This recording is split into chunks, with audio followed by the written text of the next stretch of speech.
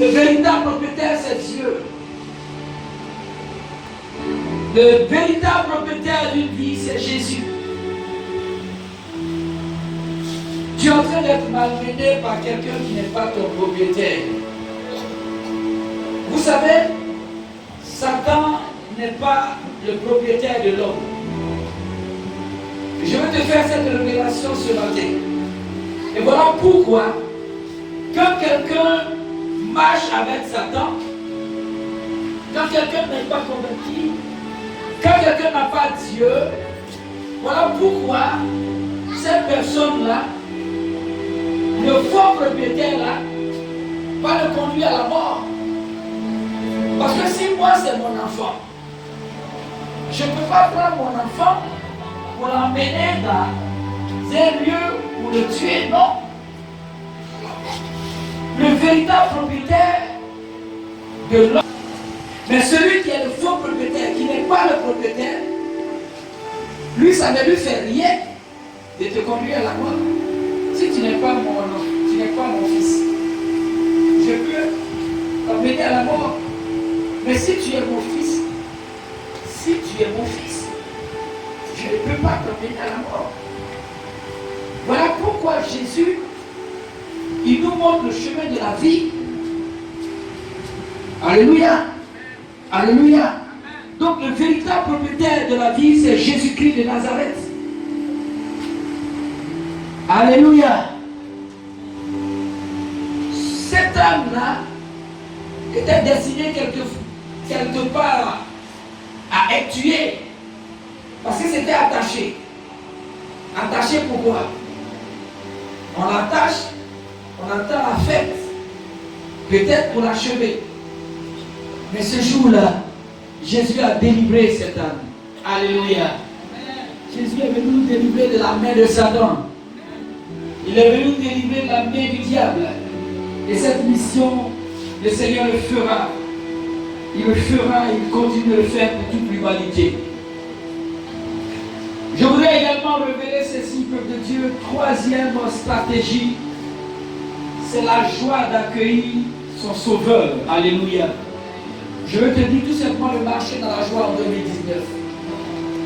Et une marche de joie. Dans le verset 37, il est écrit déjà, ils approchaient de Jérusalem et vers la descente du mont des Oliviers, alors que toute la foule des disciples remplie de joie. La louange doit être toujours dans notre bouche. La louange pour les miracles de Dieu. La louange en signe de reconnaissance pour les choses que Dieu a fait dans notre vie. Et nous ne devons pas manquer de joie, parce qu'il y a toujours un motif pour nous réjouir en l'Éternel. Il y a toujours quelque chose qui doit te réjouir en Dieu. Même si le diable veut te montrer qu'il y a des problèmes dans ta vie, même si le diable veut te montrer que c'est le noir, je dis, il y a toujours quelque chose qui doit te faire sourire quand tu es enfant de Dieu. Il y a toujours quelque chose qui doit te faire sourire, qui doit te faire bondir de joie. Même lorsque tu es en train de souffrir, il y a toujours quelque chose qui doit réjouir ton cœur quand tu es enfant de Dieu. Et l'apôtre Paul a expérimenté ça. À tel instant, il a dit, ce n'est ni la mort, ni la souffrance qui vont m'arracher de l'amour de mon Dieu. J'aime Jésus. Même si je suis dans la souffrance, j'aime Jésus. Parce que le salut déjà qu'on a, on n'a rien donné pour acheter le salut. Nous sommes sauvés par pure grâce. Aucune souffrance sur cette terre ne doit nous enlever notre joie en Jésus. Celui qui marche avec Jésus doit être toujours joyeux.